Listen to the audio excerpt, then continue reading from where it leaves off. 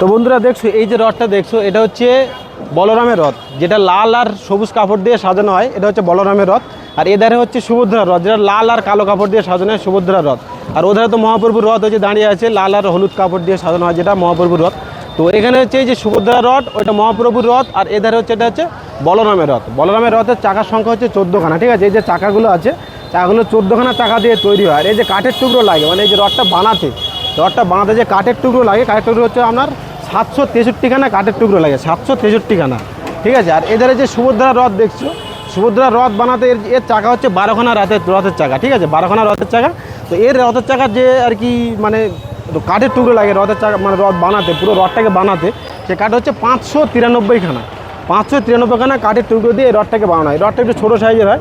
আর ওদিকে তো বড়ো রথ, যেটা মহাপ্রভুর রথ, সেটা আর কি সবাই জানে। এটা আর কি রথটা মহাপ্রভুর রথের চাকার সংখ্যা হচ্ছে